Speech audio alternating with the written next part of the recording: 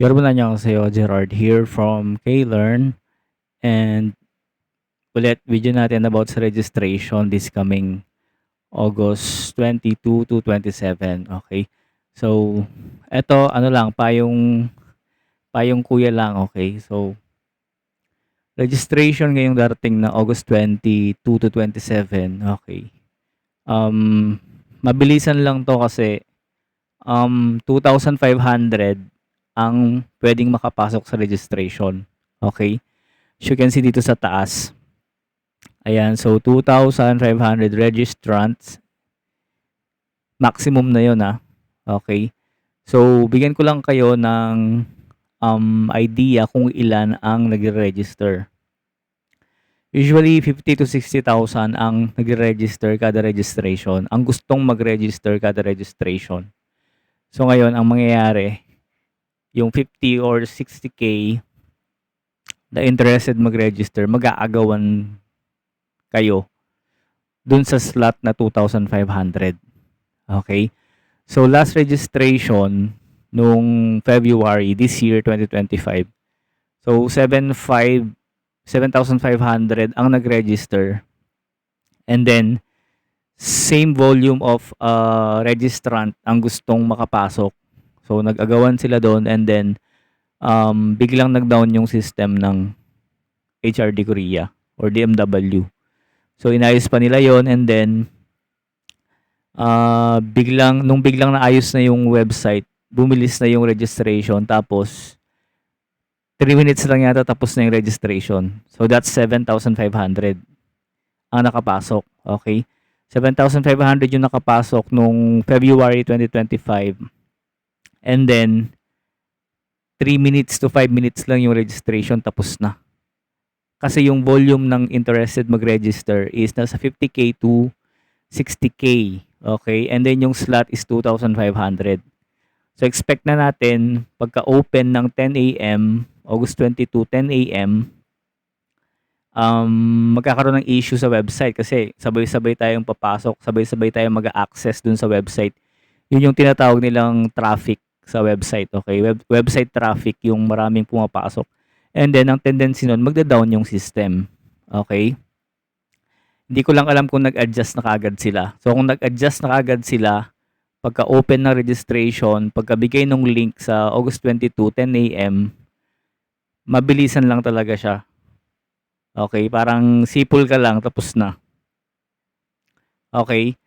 So, kasi nga, 2,500 lang yung makakapasok or makaka-register and then, ang dami ng mga gustong makapasok or makaregister. So, magpapaunahan po talaga siya. Magpapaunahan talaga kung sino yung mapalad na 2,500 ang makapasok. Okay? So, mahalaga talaga na makapag-ready kayo. May ready nyo yung mga dapat nyong ayusin bago dumating yung August 22. Okay? Eto based on my experience talaga. Sa unang bukas ng website, pag mag-aano siya, magda-down and then hintayin nating ayusin nila yung website. At pagbalik ng website, panigurado, mabilis na siya and then parang ano lang, isang iglap lang tapos na yung registration. So ganun yung nangyari nung February 2025. Okay? So marami naman nakapasok sa amin no, nasa 40 yata yung nakapasok sa Klearn. Okay? So ba't din na lang kasi nila i-open yung registration, no? Kahit 1,000 lang yung kailangan nila, open na lang kasi kikita pa sila, di ba? Kikita pa sila kung 50K yung makaka-register, di kikita sila, di ba? Gaya nung 2019, yung exam namin na yon, 54,000 yung naka-register and then 500 lang yung final passer. Pero kasama sa announcement yon, sinabi nila na 500 lang ang kukunin pero inopen nila yung registration kasi ang daming gustong maka-register at makapag-take ng exam. Kaya ang nangyari nung 2019 na yun, pataasan ng score. So 27 yung passing score nun.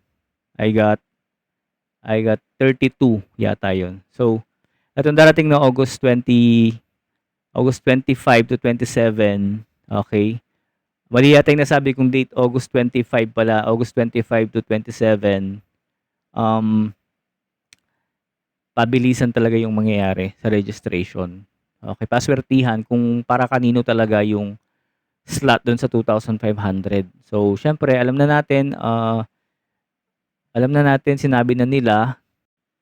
So, sinabi naman nila sa announcement na 2,500 lang yung kukunin or makakapasok sa registration. So, alam niyo na, 'di ba? Kasi may announcement na. So, expect the worst, paswertihan talaga siya ngayon. And then, kung di man kayo makapasok, meron pa namang exam next year, February, ganun yung registration, ganun. Okay, so marami pang exam na darating. Kung hindi pa kayo ready sa pag-take ng exam, okay lang munang palampasin nyo siya.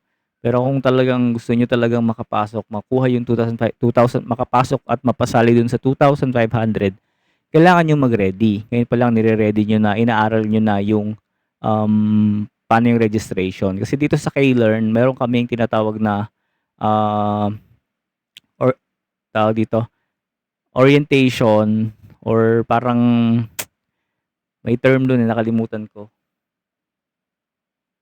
Basta iipunin ko sila bago mag-register, and then may mga recorded kasi ako ng live na nagre-register yung mga student.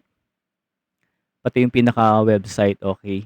So, inipon ko sila, papanoorin namin yung video, tapos kung ano yung mga dapat gawin. So, ginagawa ko sa mga student namin yun. So, good luck po sa lahat. So, expect the worst this coming August 25 to 27. Actually, di na siya abot ng 26, 27 kasi mabilis lang naman siya. So, August 25, tapos na registration. Pag na-reach na yung 2,500, wala nang registration. Wala na sa 26, 27. End na siya. Okay? And then yung exam is September 22 to September 30. And then result naman is October 14, 2025. So ayun, paalala lang sa inyo, kung talagang gusto niyo makapasok, mag-ready kayo. Tapos nag-a-assist pala ako ng mga interested na magpa-edit ng mga picture and passport nila. So 100 pesos lang 'yun, maraming sizes na 'yun para siguradong makapasok or makapag-ready talaga. So ayun, good luck po sa lahat ng magre-register ngayong August 25. Hindi ko man puwedeng sabihin na sana lahat kayo makapasok kasi nga 2,500 lang yung puwedeng mag-register.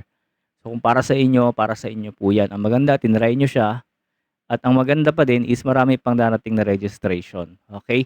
So itong registration na 'to, ang verdict ko lang is parang 'di ba binago nila yung exam, so UBT na siya ngayon, Ubiquitous Based Test na siya, okay. Ubiquitous Based Test, ibig sabihin parang tina-try nila 'to para kahit sa mga remote area puwedeng mag-exam in the future, okay.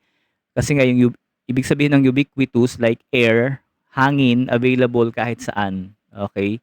So parang ita-try nila 'tong UBT sa 2,500, and then yung final passer is 1,000, okay, 1,000. So ita-try nila 'tong UBT, titignan nila kung maganda yung response niya, baka ito na yung magiging type of exam natin, UBT, Ubiquitous Based Test, para kahit sa Visayas or Mindanao ka na may office ng DMW, pwede na kayo dun mag-take ng exam. Okay?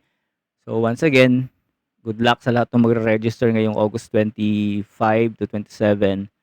Kung para sa inyo po yan, para sa inyo siya. So, kung nagustuhan mo tong video na to, kung natuwa ka, baka naman pwede mong i-share, pwede mo kaming i-follow sa Blue App, K-Learn Korean Language Training. Kung gusto niyo magpa-train sa akin, magpa-assist sa akin, pwede po. Online class, 2,500 only, full assistance, quality affordable since 2016. Okay? 9 years na ako sa pag-a-assist ng mga EPS. So, legit to. Once again, Gerard here from K-Learn Korean Language Training. You have a nice night po. Annyeong!